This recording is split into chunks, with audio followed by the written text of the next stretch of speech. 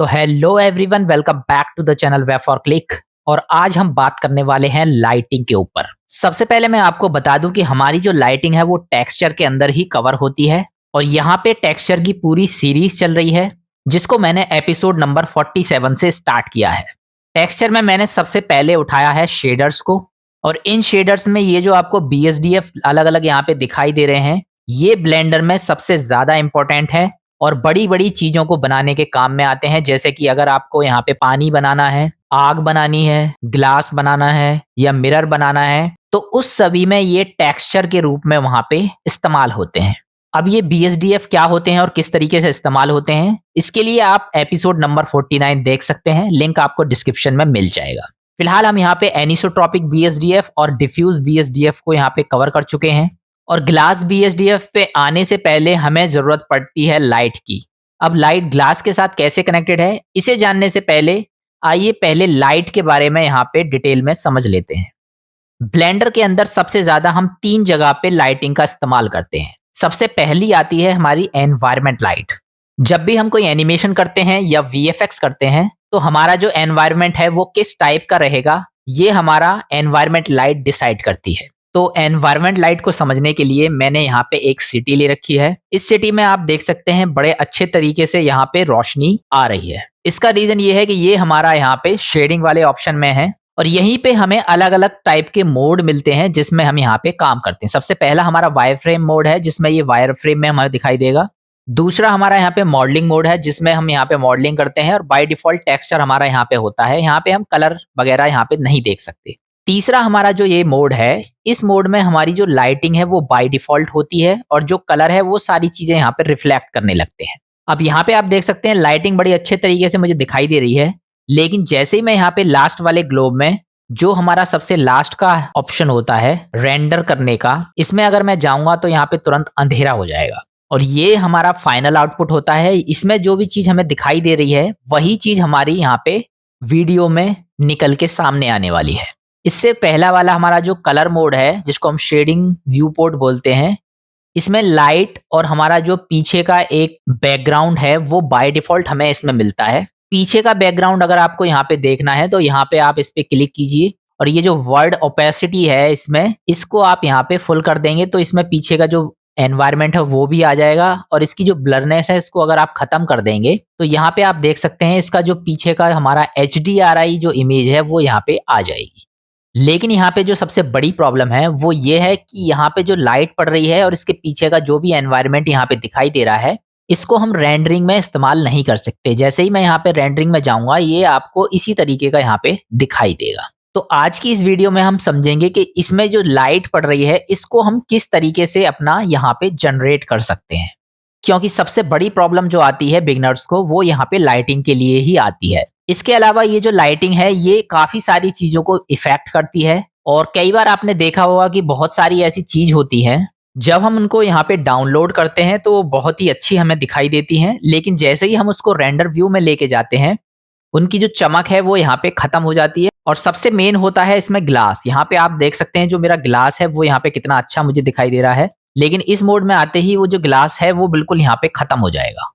सबसे पहले मैं आपको बता दूं कि इसमें ये जो चमक आपको दिखाई दे रही है ये वास्तव में ये जो इसके पीछे का एनवायरनमेंट है उसका जो रिफ्लेक्शन है वो मुझे यहाँ पे दिखाई देता है। अगर आप इसमें पीछे के एनवायरनमेंट को देखना चाहते हैं तो मैं आपको ऑलरेडी बता चुका हूँ, ब्लर को यहाँ पे 0 कर दीजिए और ओपेसिटी को बढ़ाएंगे तो ये पीछे का एनवायरनमेंट मुझे यहाँ पे दिखाई दे जाएगा। और इसका जो यहाँ पे रिफ्लेक्शन है वो ही मेरा रिफ्लेक्शन यहाँ पे लाइटिंग के रूप में इसमें कांच में दिखाई देता है।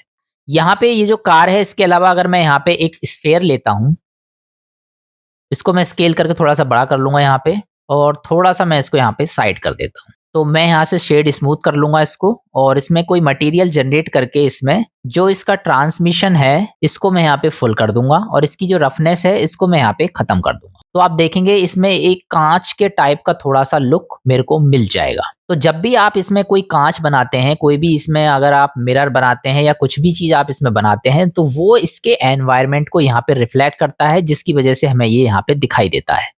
अगर मैं इसको यहाँ पे इस वाले ऑप्शन में देखूंगा तो यहाँ पे ये बिल्कुल अंधेरा है, इस वजह से मेरा ये ग्लोब यहाँ पे अलग टाइप से नजर आ रहा है। और यहाँ पे अगर मैं टेम्परेरी लाइट भी यहाँ पे यूज करता हूँ, कोई मान लीजिए एरिया लाइट मैं यहाँ पे अगर यूज करूंगा और इसकी स्ट्रेंथ मैं यहाँ पे 1000 बढ़ा देता हूँ, तो वो यहाँ पे इस ग्लोब को वो लुक नहीं दे पाएगी जो ग्लास का रियलिटी में होता है। तो इस तरीके से एनवायरनमेंट लाइट जो है वो हमारे ऑब्जेक्ट की बहुत सारी चीज़ों को यहाँ पे ख़त्म कर देता है। अब यहाँ पे सबसे बड़ी प्रॉब्लम ये आती है कि ये जो हमारा पीछे का एनवायरनमेंट है और ये जो हमारी बाय डिफ़ॉल्ट लाइट है, इसको हम रेंडरिंग के लिए यहाँ पे इस्तेमाल नहीं कर सकते हैं। ये सिर्फ़ हमें यहाँ पे काम करने के लिए दी गई है। अगर आपको अपनी वीडियो में क्लियरिटी लानी है और अच्छी तरीके से अपनी एनिमेशन को या वीएफएक्स को करना है, तो सबसे पहले आपको यहाँ पे ये लाइट क्रिएट करनी आनी चाहिए।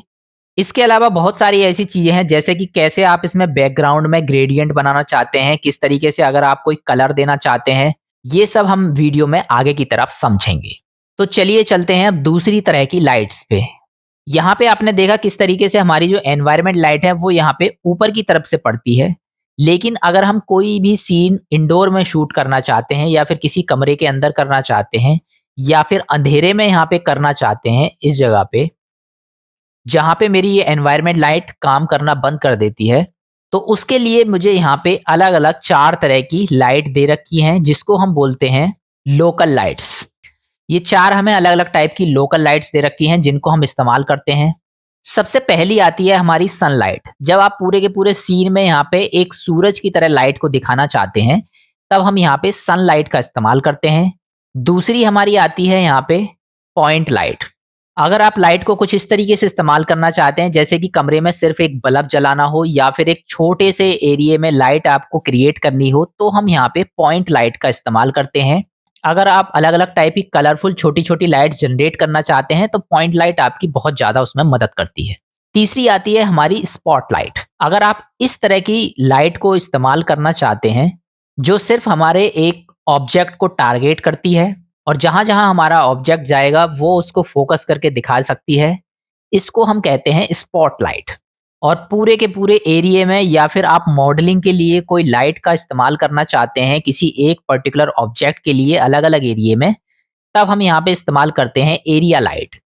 एरिया लाइट अगर आप इंडोर में शूट कर रहे हैं तो वहाँ पे भी एरिया लाइट आपकी बहुत ज़्यादा हेल्पफुल होती है। तो इस तरीके से हमारी ये चारों की चारों लाइट्स यहाँ पे काम करती हैं और इनको हम कहते हैं लोकल लाइट्स। चलिए अब चलते हैं अपनी तीसरी लाइट पे, जिसको हम बोलते हैं ऑब्जेक्ट लाइट्स। अगर आपको अपने किसी भी ऑब्जेक्ट को लाइट की तरह इस्तेमाल करना है या फिर किसी भी ऑब्जेक्ट में लाइट की तरह शाइनिंग लानी है, तो उसको हम बोलते हैं ऑब्जेक्ट लाइट। ऑब्जेक्ट लाइट एक नोड की तरह यहाँ पे इस्तेमाल की जाती है और इसमें जो हम यहाँ पे शेडर की एक सीरीज कवर कर रहे हैं, इसमें आपको एमिशन नाम का जो यहाँ पे ये जो शेडर है, ये हमारा जो नोड है, ये हमारा उस लाइट को क्रिएट करता है। इसको कैसे इस्तेमाल करते हैं, किस तरीके से इनको यूज़ करते हैं, इन सभी को हम धीरे-धीरे डिटेल में समझेंगे। फिलहाल आज की जो हमारी लाइट है वो है हमारी एनवायरनमेंट लाइट। तो आइए सबसे पहले देख लेते हैं किस तरीके से हम अपनी जो एनवायरनमेंट लाइट है उसको यहाँ पे क्रिएट करते हैं। इसके लिए मैं डायरेक्टली इसी सिटी को यहाँ पे यूज़ करूँगा और अगर आपको कभी भी नोड के लिए काम करना है तो आप जा सकते हैं यहाँ पे डायरेक्टली ऊपर की साइड आपको शेडिंग का ऑप्शन मिलेगा, इस पे क्लिक करके आप यहाँ पे नोड वाले ऑप्शन में जा सकते हैं। लेकिन मैं यहाँ पे खुद अपने पैनल बनाऊंगा और अपने हिसाब से यहाँ पे काम करूंगा। तो जैसे मैं यहाँ पे लेआउट पे क्लिक करूंगा, इस तरह का यहाँ पे मेरे पास में लेआउट आएगा और इसको मैं यहाँ पे 2 पार्ट में डिवाइड कर लूंगा। इनमें से कोई भी ऑप्शन आप यहाँ पे यूज कर सकते हैं और अगर आपको वो ऑप्शन दोबारा चाहिए तो प्लस पे आप यहाँ पे क्लिक करके वो ऑप्शन यहाँ पे दोबारा से क्रिएट कर सकते हैं। तो जिस तरह का वो बाय डिफॉल्ट होगा उसी टाइप का यहाँ पे ये आप दोबारा से क्रिएट करके दूसरा बना सकते हैं। राइट क्लिक लेंगे तो यहाँ से कोई भी ऑप्शन को आप यहाँ पे डिलीट कर सकते हैं। फिलहाल मैं अपने लेआउट में आ जाता हूँ और यहाँ पे मैंने 2 पैनल बना लिए हैं और इसमें से जो इधर वाला पैनल है इसको मैं देखने के लिए यहाँ पे यूज करूंगा। स्टार्टिंग में मैं ये जो कलर वाला मोड है इस पे यहाँ पे सेलेक्ट कर देता हूँ और ये यहाँ पे मुझे कलरफुल इस तरीके से दिखाई देंगी चीजें। इसको मैं इधर की साइड मैनेज करूंगा और ये जो ऑप्शन है यहाँ पे मैं यूज करूंगा अपना शेडर एडिटर का। तो ये जो आपका शेडिंग वाला जो ऑप्शन होता है यहाँ पे जो जिसमें हम नोड इस्तेमाल करते हैं, इसको आप यहाँ पे शेडर एडिटर से बना सकते हैं। यहाँ ऊपर की तरफ आपको 3 ऑप्शन मिलेंगे, ऑब्जेक्ट, वर्ड और लाइन स्टाइल। जब आपको कहीं भी ऑब्जेक्ट से रिलेटेड काम करना होता है तो हम इसको ऑब्जेक्ट में यहाँ पे काम करते हैं। जब इसमें जो पीछे की चीजें हैं, जो भी आपको पीछे का बैकग्राउंड है जो यहाँ पे ग्रे आपको दिखाई दे रहा है, इसको अगर आपको कलर करना है या फिर इसमें लाइट देनी है तब हम यहाँ पे वर्ड का इस्तेमाल करते हैं। तो मैं वर्ड यहाँ पे सेलेक्ट कर लूंगा क्योंकि हम यहाँ पे एनवायरमेंट लाइट को क्रिएट करने वाले हैं। ये चीज मैं आपको पहले ही बता चुका हूं कि यहाँ पे जो लाइट है ये मेरी बाय डिफॉल्ट होती है, और इसमें अगर आप यहाँ पे देखेंगे तो इधर की साइड में ये जो ओपेसिटी है इसको अगर आप यहाँ पे फुल करेंगे और ब्लर को कम करेंगे तो पीछे की यहाँ पे HDRI इमेज मेरी यहाँ पे आ जाएगी। इसको अब हम ये जो लाइट आ रही है इसको अब हम यहाँ पे अपने रेंडर वाले व्यू में क्रिएट करके देखेंगे किस तरीके से हम यहाँ पे इसको क्रिएट करते हैं। तो चलिए आगे बढ़ते हैं। सबसे पहले मैं आपको बता दूं कि जब भी हम यहाँ पे इसमें कलर या फिर लाइटिंग के लिए जो भी इसका बैकग्राउंड है इस्तेमाल करते हैं, वो ऑप्शन आपको यहाँ पे वर्ड में मिलेगा। ये प्रॉपर्टीज में भी आपको यहाँ पे मिल जाएगा वर्ड में। यहाँ पे आप देख सकते हैं कुछ ऑप्शन मुझे दे रखे हैं जिसमें बैकग्राउंड लिखा है, कलर लिखा है और स्ट्रेंथ लिखा है। स्ट्रेंथ से आप इसकी जो रोशनी है इसको यहाँ पे बढ़ा सकते हैं, इसका जो व्हाइटनेस और ग्रेनेस है इसको यहाँ पे चमक जो है इसकी बढ़ा सकते हैं। अगर मैं यहाँ पे 7 कर दूंगा तो आप देखेंगे कितनी लाइट यहाँ पे इस तरीके से हो जाएगी। तो इसको मैं यहाँ पे Ctrl Z कर देता हूँ फिलहाल। अगर आप इसमें कोई कलर यहाँ पे इस्तेमाल करना चाहते हैं तो यहाँ पे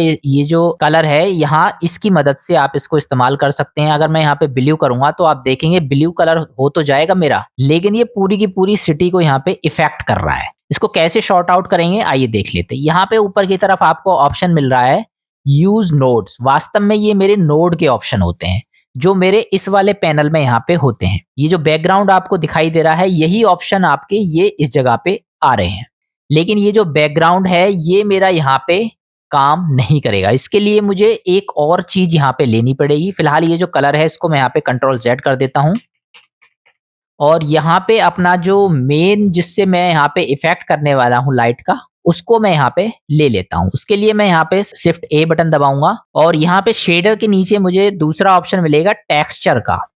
इसमें जो हमारा एनवायरनमेंट टेक्सचर है इसकी मदद से हम यहाँ पे ये लाइट क्रिएट करते हैं। जैसे ही मैं इस पे क्लिक करूंगा मेरा एनवायरनमेंट टेक्सचर यहाँ पे ये जनरेट हो जाएगा। अगर आपको इस वाले ऑप्शन में ये चीजें चाहिए तो इसमें आपका ये जो कलर वाला ऑप्शन है इस पे आपका जो ये सर्कल है इस पे क्लिक करना है और यहाँ पे ये ऑप्शन आपको मिल जाएगा एनवायरनमेंट टेक्सचर। जैसे ही मैं इस पे टिक करूंगा आप देखेंगे ऑटोमेटिकली ये चीज इसमें कनेक्ट हो जाएगी। अब इसमें से कोई सा भी आप यहाँ पे यूज कर सकते हैं। बाय डिफॉल्ट ये आप देख रहे हैं इसको जैसे ही कनेक्ट किया गया है यहाँ पे पिंक कलर दिखा रहा है। ये जो पिंक कलर जहां पे भी आपको दिखाई देता है इसका मतलब है कि ये जो टेक्सचर है वो इसमें मिसिंग है।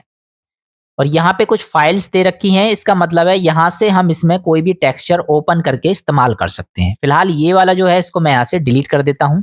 तो चलिए सबसे पहले मैं यहाँ पे एक इमेज लगा के देखूंगा और ओपन में यहाँ पे मैं क्लिक करूंगा तो यहाँ पे मैं ओपन करूंगा और यहाँ पे मेरे पास में एक बाय डिफॉल्ट इमेज पड़ी हुई है। उस इमेज को मैं यहाँ पे सेलेक्ट करूंगा और यहाँ से ओपन इमेज करूंगा तो आप देखेंगे ये जो पिंक कलर वाला जो एरिया था वो पूरा एरिया मेरी इमेज से रिप्लेस हो गया है। साथ ही जो इसका जो कलर आ रहा था वो मेरा अब यहाँ पे आने लगा है जो कि सिटी पे भी मुझे यहाँ पे रिफ्लेक्ट कर रहा है। तो इस तरीके से आप यहाँ पे इमेज को इस्तेमाल कर सकते हैं, लेकिन ये जो है इमेज वो अब इस सिटी पे अपना जो कलर है वो यहाँ पे छोड़ रही है। जिस तरीके से मेरा वहाँ पे वो कलर मैंने चेंज करके आपको दिखाया था यहाँ से, अगर मैं यहाँ से इसका जो नोड है इसको हटा देता हूँ थोड़ी देर के लिए और यहाँ पे इसका कलर चेंज करके आपको मैंने दिखाया था कि जो भी मेरा कलर इस पे है होगा वो इस पे इफेक्ट करेगा। उसी तरीके से जो मैंने इमेज कनेक्ट की है वो इस पे इफेक्ट कर रही है। इसको मैं Ctrl Z कर देता हूँ। तो सबसे परफेक्ट लाइट अगर आपको यहाँ पे इस्तेमाल करनी है तो उसके लिए हम इस्तेमाल करते हैं HDRI इमेज का। HDRI इमेज जो होती है वो हमारी 360 डायरेक्शन में यहाँ पे काम करेगी और बड़े अच्छी तरीके से उनमें लाइटिंग सेट होती है। अब ये HDRI इमेज आपको कहाँ से मिलेंगी? सिंपली आपको जाना है गूगल में और यहाँ पे आपको सर्च करना है पॉली हेवन। तो पॉली हेवन जो है मेरी यहाँ पे फ्री HDRI इमेज प्रोवाइडर है जो बेहतरीन से बेहतरीन टेक्सचर्स और अच्छे से अच्छे HDRI इमेजेस हमें यहाँ पे प्रोवाइड कराती है। मुझे सिंपली इस पे ब्राउज पे क्लिक करना है और यहाँ पे मेरी बहुत सारी HDRI इमेज मिल जाएंगी। इसके अलावा और भी बहुत सारी ऐसी वेबसाइट हैं जो फ्री में हमें HDRI इमेज और टेक्सचर प्रोवाइड कराती हैं। सभी के लिंक आपको डिस्क्रिप्शन में मिल जाएंगे। इन HDRI इमेज को इस्तेमाल करना बहुत ही आसान है। आपको सिंपली थोड़ा सा नीचे की तरफ जो इमेज है इसमें से कोई इमेज सेलेक्ट करनी है। अगर आप ऊपर की इमेज सेलेक्ट करेंगे तो ये यहाँ पे न्यू जनरेटेड इमेज होती हैं जो अभी कमिंग सून में आपको दिखा रही हैं। तो ऊपर की 2-3 इमेज छोड़ के आपको नीचे की तरफ जाना है। इसको मैं बैक कर देता हूँ यहाँ से। यहाँ पे नीचे की तरफ थोड़ा सा स्क्रॉल कर लीजिए और जो भी इमेज आपको अपने एनवायरनमेंट के अकॉर्डिंग अच्छी लगती है उस इमेज को आप यहाँ पे डाउनलोड कर लीजिए। सिंपली आपको उस पे क्लिक करना है और यहाँ पे ऊपर की तरफ ही आपको ये ऑप्शन मिल जाएगा। इस पे सिंपली आप जैसे क्लिक करेंगे, ये जो इमेज है ये आपकी नीचे की तरफ यहाँ पे डाउनलोड होके आ जाएगी। इमेज डाउनलोड होने के बाद वापस से आपको ब्लेंडर पे जाना है और ये जो आपने जो एनवायरनमेंट टेक्सचर यहाँ पे लिया है, इस एनवायरनमेंट टेक्सचर में ओपन करना है उस HDRI इमेज को। अगर आप इस HDRI इमेज को डिलीट कर देते हैं या फिर कहीं दूसरी जगह पे डाल देंगे तो फिर ये आपका दिक्कत करेगी। तो हमेशा इस फाइल को सेव कर लें अच्छी जगह पे और जैसे ही आप इसको ओपन करेंगे, ओपन करने के बाद में ये इसमें सेलेक्ट होके आ जाएगी और आपको सिर्फ ये जो कलर वाला नोड है वो इसके कलर से रिप्लेस कर देना है। जो बैकग्राउंड कलर है वो मेरा यहाँ पे रिप्लेस हो जाएगा इस वाली HDRI इमेज से। आप देख सकते हैं यहाँ पे पीछे की तरफ मेरे पास में एक इमेज आ चुकी है और लाइटिंग यहाँ पे बाय डिफॉल्ट मुझे अब मिल चुकी है। इसको मैं थोड़ा सा इधर की साइड में करूंगा। ये मेरा इस समय है यहाँ पे रेंडर व्यू में। अगर मैं इस नोड को यहाँ से हटा दूंगा तो आप देखेंगे वापस से मेरी सिटी यहाँ पे अंधेरे में आ जाएगी और यहाँ पे मैं 0 बटन दबा के कैमरा सेट करके अगर यहाँ पे रेंडर करके आपको दिखाऊंगा तो ये मेरी अंधेरे में ही यहाँ पे इस तरीके से रेंडर होके आएगी। लेकिन जैसे ही मैं यहाँ पे HDRI इमेज को यहाँ पे इसके कलर के साथ में रिप्लेस कर दूंगा, अब यहाँ पे लाइटिंग भी आ चुकी है और पीछे बैकग्राउंड में भी आपको यहाँ पे इमेज आ चुकी है। अब मैं इसको अगर यहाँ पे रेंडर करके दिखाऊंगा आपको तो आप देखेंगे कितना प्यारा यहाँ पे लाइटिंग ऑटोमेटिकली मुझे मिल चुकी है और साथ में इसके पीछे का जो बैकग्राउंड है वो भी यहाँ पे आ रहा है। लेकिन मेन चीज यहाँ पे ये है कि बहुत सी जगह पे मुझे जरूरत नहीं पड़ती है कि मैं यहाँ पीछे की तरफ ये जो HDRI इमेज है इसको यहाँ पे इस्तेमाल करूँ। तो इसको अगर मुझे यहाँ पे रिमूव करना है तो वो कैसे करेंगे, आइए देख लेते हैं। रिमूव करने का तरीका बहुत ही सिंपल है। सिंपली आपको यहाँ पे नोड में जाना है और नोड में एक ऑप्शन सेलेक्ट करना है, शिफ्ट A बटन दबा के सर्च करना है लाइट, LIGHT। लाइट पे मैं जैसे यहाँ पे क्लिक करूंगा आप देखेंगे मेरे पास में लाइट पाथ के नाम से एक ऑप्शन आ जाएगा और इस लाइट पाथ में सबसे पहला ऑप्शन मुझे दे रखा है कैमरा रे का। अब यहाँ पे मेरे साथ में एक प्रॉब्लम ये आएगी कि जैसे ही मैं यहाँ पे इसके साथ में इसको कनेक्ट करूंगा तो मेरा ये इससे कनेक्ट तो हो जाएगा लेकिन ये इससे डिस्कनेक्ट हो जाएगा और अगर मैं इसको इससे कनेक्ट करूंगा तो ये मेरा इससे कनेक्ट हो जाएगा तो ये यहाँ पे डिस्कनेक्ट हो जाएगा इससे। तो इसके लिए मैं ऑलरेडी आपको सॉल्यूशन बता चुका हूं पहले ही। तो यहाँ पे हम इस्तेमाल करते हैं 2 शेडर्स का, एक होता है हमारा एड शेडर और दूसरा हमारा होता है मिक्स शेडर। इन दोनों में क्या अंतर होता है इसके लिए आप वीडियो नंबर 49 जरूर देखिएगा। फिलहाल मैं यहाँ पे मिक्स शेडर को ले लेता हूँ।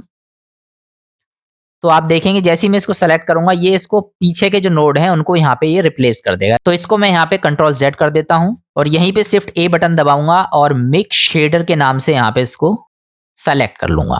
तो यहाँ पे मेरे पास में 2 शेडर्स दे रखे हैं जिसको अब मैं यहाँ पे एक को इससे कनेक्ट कर सकता हूँ और दूसरे को यहाँ पे इससे कनेक्ट कर सकता हूँ। तो फिलहाल मैं यहाँ पे ये जो ऑप्शन है इसको ऊपर वाले शेडर से यहाँ पे कनेक्ट करूंगा। ये जो फैक्टर होता है मेरा ये क्या काम करता है आइए मैं आपको यहाँ पे दिखा देता हूँ। सबसे पहले मैं यहाँ पे शिफ्ट D बटन दबाऊंगा और इसका यहाँ पे डुप्लीकेट ले लेता हूँ और ये वाला जो है इसको मैं यहाँ दूसरे शेडर से कनेक्ट करूंगा। जैसे ही मैं इसको यहाँ पे कनेक्ट करूंगा आप देखेंगे जो बैकग्राउंड में जो इमेज आ रही थी वो थोड़ी सी इसमें ग्रे हो चुकी है। इसका रीजन ये है कि ये जो मेरा ग्रे कलर है इसने यहाँ पे अब आधा आधा इसको डिवाइड कर दिया है। आधा इसका जो बैकग्राउंड का जो HDRI काम कर रहा है और आधा मेरा यहाँ पे ये इसका कलर काम कर रहा है। अगर मैं इसके कलर को चेंज करना चाहता हूं तो यहां से इसके कलर को चेंज भी कर सकता हूं और ये जो फैक्टर है ये इन दोनों के प्रभाव को कम या ज्यादा करने के काम आता है। मान लीजिए अगर मुझे HDRI इमेज जो है इसके प्रभाव को ज्यादा करना है तो मैं इसको यहाँ पे पीछे की तरफ पकड़ के खींचूंगा और मेरी HDRI इमेज पूरी तरीके से यहाँ पे आ जाएगी। लेकिन अगर मुझे इसके कलर को यहाँ पे बढ़ाना है तो मैं इसको आगे की तरफ ले जाऊंगा और पूरा फुल कर दूंगा तो इसका कलर यहाँ पे हो जाएगा और ये इसका जो HDRI इमेज है वो यहाँ से हट जाएगी। तो मैं इसको 50-50 रखूंगा तो 0.5 यहाँ पे सेलेक्ट करूंगा और ये आधा आधा दोनों का यहाँ पे काम करेगा। अब ये जो फैक्टर है ये इन दोनों के प्रभाव को कम या ज्यादा करने का काम कर रहा है। तो इस फैक्टर को अगर मैं यहाँ पे रिप्लेस कर देता हूँ कैमरा रे से, तो कैमरा रे का मतलब होता है यहाँ पे रे जो होती है वो उसका मतलब होता है किरणें। यानी कैमरा जो है वो सिर्फ यहाँ पे हमारा जो लाइट है उसको यहाँ पे कैप्चर करेगा, बाकी सभी चीजों को यहाँ से छोड़ देगा। इसी वजह से जो इसमें जो इमेज आ रही थी उसको इसने फिल्टर कर दिया यहाँ पे और केवल लाइट को यहाँ पे ये पकड़ रहा है। अगर आप इसका जो कलर है इसको चेंज करना चाहते हैं तो यहाँ पे आप बड़े आसानी से कोई भी कलर यहाँ पे चेंज कर सकते हैं। आपका ये कलर इस पे कभी भी इफेक्ट नहीं करेगा जब तक मेरा ये फैक्टर से कैमरा रे कनेक्ट रहेगा। अगर आप इसमें कोई अच्छी लाइट यहाँ पे इस्तेमाल करना चाहते हैं, अच्छा कोई बैकग्राउंड में कलर इस्तेमाल करना चाहते हैं किसी सिंगल मॉडल पे काम कर रहे हैं और उसमें कोई बैकग्राउंड कलर देना चाहते हैं, तो वो भी आप बड़े आसानी से यहाँ पे दे सकते हैं। किस तरीके से काम करेंगे आइए मैं दिखा देता हूँ आपको। यहाँ पे मेरे पास में एक कार का मॉडल है और इस कार के मॉडल के साथ अगर मैं बैकग्राउंड कलर यहाँ पे इस्तेमाल करना चाहता हूँ, तो सिंपली मुझे उसी तरीके से 2 लेआउट बनाने हैं और शेडर बनाना है यहाँ पे। एन बटन से मैं यहाँ पे इसको बंद कर देता हूँ। यहाँ पे मैंने बीच वाला सेलेक्ट किया हुआ है जिसमें मुझे कलर इसका दिखाई दे रहा है और इसको मैं सबसे पहले इसके लास्ट वाले में सेलेक्ट करूंगा रेंडर में, ताकि जो मुझे यहाँ पे इसका रियल जो लुक है वो यहाँ पे दिखाई दे। अब मुझे यहाँ पे ऑब्जेक्ट मोड से जाना है अपने वर्ड वाले मोड में और उसी तरीके से मेरे पास में यहाँ पे ये ऑप्शन आ जाएंगे। वर्ड में अगर आपको यहाँ से जाना है तो ये वर्ड का ऑप्शन है, यहाँ से भी आप जा सकते हैं। और यहाँ पे अगर मुझे यहाँ पे अगर HDRI इमेज इस्तेमाल करनी है तो सिर्फ A बटन दबाऊंगा मैं यहाँ पे। डायरेक्टली एनवायरनमेंट टेक्सचर के नाम से यहाँ पे सेलेक्ट कर सकता हूँ इस तरीके से, या फिर यहाँ पे मेरे को टेक्सचर में ये ऑप्शन मिलेगा एनवायरनमेंट टेक्सचर का। तो अब मुझे सिंपली कुछ नहीं करना है, यहाँ से अपना जो HDRI मैंने डाउनलोड किया था उसको यहाँ पे सेलेक्ट कर लूंगा। तो ये मेरा HDRI यहाँ पे मौजूद है, इसको मैं सेलेक्ट करूंगा और ओपन इमेज करूंगा तो वो इसमें आ जाएगा। और यहाँ पे इसमें ये जो कलर है इसको ग्रे कलर को यहाँ से इसको रिप्लेस कर दूंगा अपनी HDRI इमेज से। तो यहाँ पे इसकी लाइटिंग आ जाएगी। अगर मुझे पीछे की इमेज खत्म करनी है तो सिंपल अपना सबसे पहले मुझे लेना है एक मिक्स शेडर और लाइट पाथ। सबसे पहला जो शेडर है वो मेरा ऑब्जेक्ट वाला शेडर है, जिससे मैं यहाँ पे इसको कनेक्ट करूंगा इस तरीके से। जो मेरे ऑब्जेक्ट पे लाइट और उस पे जो मेरा एनवायरनमेंट का जो इमेज है वो यहाँ पे इसमें रिफ्लेक्ट करेगा। और जैसे ही मैं यहाँ पे इसकी ये जो इमेज है इसको फैक्टर से यहाँ पे रिप्लेस करूंगा, पीछे की जो इमेज है वो यहाँ से गायब हो जाएगी। अब मुझे इसके बैकग्राउंड में अगर कोई कलर लगाना है तो उसके लिए मैं यहाँ पे सिंपली शिफ्ट A बटन दबाऊंगा और यहाँ पे यूज कर सकता हूँ RGB का। RGB आपको सिंपल कलर यहाँ पे देगा। अच्छे लुक में अगर आपको कलर चाहिए तो RGB यहाँ पे इस्तेमाल कर सकते हैं, या फिर ये जो बैकग्राउंड है इसको भी आप यहाँ पे शिफ्ट D बटन से यहाँ पे इस्तेमाल कर सकते हैं। अगर मैं बैकग्राउंड यूज करना चाहता हूँ सिंपली यहाँ दूसरे शेडर से इसको कनेक्ट कर दूंगा और मेरा जो कलर है वो बैकग्राउंड में ये वाला कलर मेरा यहाँ पे आ जाएगा। और जो भी कलर मुझे यहाँ पे चाहिए उस कलर को मैं यहाँ पे इस तरीके से चेंज कर सकता हूँ। इसमें मुझे एक ऑप्शन फालतू मिलता है स्ट्रेंथ का। अगर मुझे इसकी लाइटिंग थोड़ी सी और यहाँ पे शार्प करनी है, यानी कि जिसका जो कलर मैं यूज कर रहा हूँ इसको थोड़ा सा मुझे बढ़ाना है, तो यहाँ से मैं इसकी स्ट्रेंथ को जितना चाहूँ उतना चमक यहाँ पे दे सकता हूँ। और अगर आप इस चमक को यहाँ से बढ़ाना चाहते हैं तो यहाँ से भी इस चमक को इस तरीके से बढ़ा सकते हैं, और या जितना कम करना चाहते हैं उतना कम कर सकते हैं। तो ये था मेरा बैकग्राउंड। और अगर मुझे ये RGB से यूज करना है तो मैं RGB से यहाँ पे इस तरीके से यूज कर सकता हूँ इसको, और इसका जो RGB का कलर है वो थोड़ा सा मुझे और अच्छी तरीके से यहाँ पे दिखाई देगा। तो इस तरीके से दोनों आप जो भी इसमें इस्तेमाल करना चाहते हैं कर सकते हैं। मुझे ये बैकग्राउंड ही यहाँ पे अच्छा लगता है, जिससे मैं इसका थोड़ा बहुत जो इसकी स्ट्रेंथ है उसको भी यहाँ पे चेंज कर सकता हूँ। इसको मैं 1 पे बाय डिफॉल्ट सेट कर देता हूँ। और बैकग्राउंड में अगर आपको यहाँ पे इमेज इस्तेमाल करना चाहते हैं तो इमेज भी यहाँ पे इस्तेमाल कर सकते हैं। उसके लिए सिंपली आपको दोबारा से यही वाला लेना होगा जिसका नाम है हमारा environment texture. Shift A button दबाऊंगा यहाँ पे, एनवायरनमेंट टेक्सचर के नाम से मैं यहाँ पे इसको सेलेक्ट कर लूंगा। और ये जो मेरा दूसरा शेडर है इस बार मैं इसमें यहाँ पे कनेक्ट करूंगा इसको। तो यहाँ पे मेरा बैकग्राउंड में आपने देखा यहाँ पे ये पिंक कलर यहाँ पे आ चुका है। अब मैं अगर इसमें स्काई वगैरह का कुछ टेक्सचर यहाँ पे इस्तेमाल करना चाहता हूँ तो डायरेक्टली आप यहाँ पे स्काई नाम से सर्च कर सकते हैं, और स्काई टाइप की यहाँ पे काफ़ी सारी चीज़ें आपको मिल जाएंगी टेक्सचर वाली, जिसमें स्काई एक टाइप का आपको यहाँ पे बना हुआ मिल जाएगा। जैसे कि यहाँ पे आप ये देख सकते हैं टेक्सचर स्काई का आपको दिखाई दे रहा है। अगर आपको कोई टेक्सचर नहीं मिल पाता है इस टाइप का तो दूसरा सॉल्यूशन ये है, सिंपली आप गूगल में जाइए, फ्री इमेजेस के नाम से सेलेक्ट कीजिए और कहीं भी कोई भी अच्छी सी वेबसाइट जैसे कि पिक्साबे है वगैरह या फिर कोई भी दूसरी वेबसाइट से यहाँ पे आप कोई भी स्काई नाम से, इसमें मैं स्काई नाम से यहाँ पे सर्च करूंगा और स्काई में भी मुझे चाहिए स्काई क्लाउड। इस पे मैं यहाँ पे सेलेक्ट करूंगा तो आप देखेंगे मेरे पास में अलग अलग टाइप के स्काई यहाँ पे आ जाएंगे। पूरी इमेज में जिसमें भी मुझे स्काई दिखाई देता है, जैसे कि यहाँ पे ये जो स्काई है ये पूरी इमेज में मुझे दिखाई दे रहा है। इसमें जो हाईएस्ट क्वालिटी का जो है उसको मैं डाउनलोड कर लूंगा यहाँ से। ये मेरी सिंपल इमेज है और वापस से अपने ब्लेंडर पे जाऊंगा। अब मुझे सिंपली कुछ नहीं करना है, ओपन करना है और डाउनलोड जो भी मैंने किया था वहां पे क्लाउड नाम से मैंने यहाँ पे एक फाइल डाउनलोड की थी इस वाली फाइल को मैं यहाँ पे जैसे ही सेलेक्ट करूँगा, बैकग्राउंड में आपका पूरा का पूरा स्काई आ जाएगा।